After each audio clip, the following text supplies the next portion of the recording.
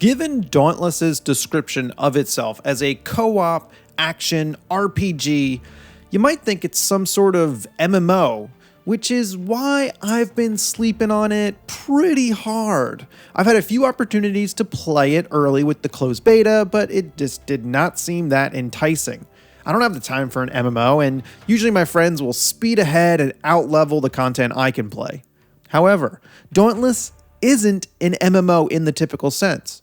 Sure, there's exclamation mark quests and gear, but the game is focused on the behemoth hunts.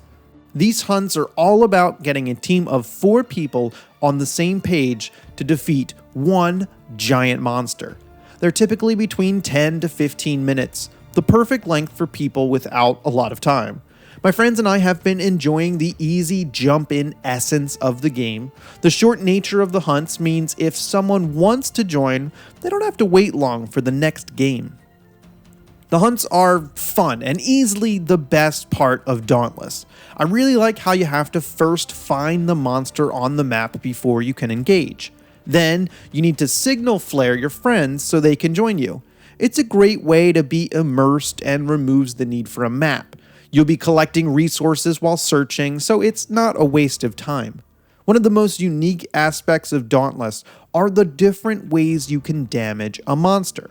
Different damage numbers appear for the type of damage you're doing. For example, yellow numbers mean part damage, and purple is stagger damage. There's so much opportunity for teamwork, like spears wounding parts of the behemoth that will make that part much more susceptible to damage. Then the team can focus on that part to break it.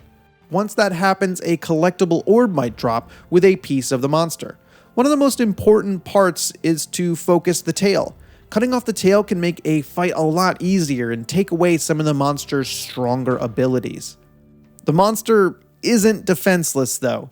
Between charge attacks and projectiles, each behemoth has its own fighting style that you need to learn. You'll only get so many opportunities to stand close and attack. Behemoths also become enraged, which makes them more powerful, faster, and even changes their attack pattern. Just when you feel comfortable, an enraged behemoth is a lot harder. It can throw a team into disarray. There are no ground markers or UI notifications to what a behemoth is going to do. You need to rely on visual cues, which are very clearly telegraphed. I always feel as if it's my fault when I get hit. The monsters are designed extremely well, and they all feel pretty scary and unique. When you first fight one, there's a good chance you will fail. The other reason hunts are so good are the weapons. Each one is built from different behemoth parts and has their own playstyle. The sword is fairly straightforward with a lot of slashing, but something like the hammer is much more cumbersome, but hits harder. The chain blades are the most mobile, and it's crazy how fast you can dance around a behemoth. It's important to learn the combos for each weapon. You'll find your favorite weapon type, but the game does force you to try others with daily quests. Even if you're bad with a weapon, you can appreciate the way it plays and the damage potential. Also note that the game doesn't punish you for bringing more than one type of weapon. There are no defined roles. I think even if you brought 4 hammers, you could still win a fight. While that might seem silly, it helps find a group quicker, and no one can be called out for choosing the wrong role. I appreciate the ease of getting into a game instead of arguing about the correct meta, even if it comes at the cost of complexity.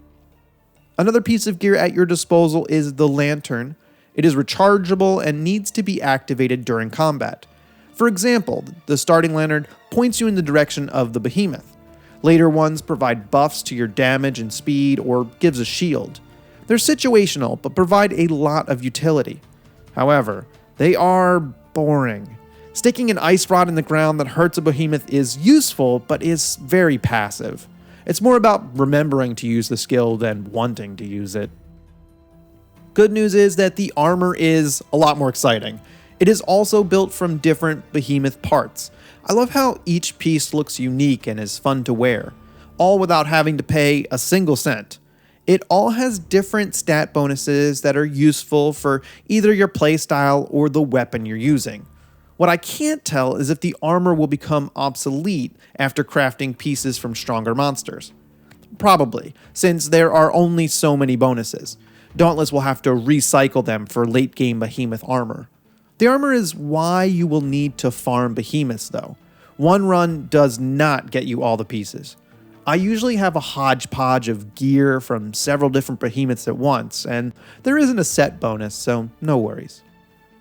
If there's one thing I would add to Dauntless, it would be a way to practice using a weapon. You can't swing your weapon in town to get a feel of it before heading into a hunt. Also, you need to press tab to see your combos. Talk about a lame tutorial. Not that I needed one, but I really wish there was a way for combos to display on screen until you get the hang of it. Anything so I didn't have to press tab in the middle of a fight. Trying to decipher the game in battle can be tricky. It would also be helpful if they added customizable loadout slots. For some behemoths, you'll want to equip different armor and weapons because each has a weakness against an element. Having some custom loadouts would be awesome. Presumably, you'll have a frost, shock, and fire set that you'll want to equip for different fights. As of right now, you have to switch a lot of your gear manually, which doesn't take long, but it's kind of a pain. One last thing to mention is that, yes, Dauntless is free to play, but it doesn't throw the shop in your face. It's all made up of cosmetic items that are easily ignored if you just want to fight. It's pretty much the best way and the expected way to do free to play. Overall, Dauntless is great if you want to play something quick with your friends. Even if you play with randoms, it isn't bad, but definitely expect to be missing some of the team coordination that makes fights a lot easier. If your group of friends typically outlevel someone, then Dauntless is perfect. There's a reason to go back and fight old behemoths, and the weapons make each fight fun anyway. I hope they can expand on the game with hard modes, more behemoths, and level scaling. As the game expands, it will be hard to play with new people because who wants to be run through content? Anyway, what I'm saying is that this game is fun, and I hope they expand it in a way that makes it harder and adds more content. Thanks for watching.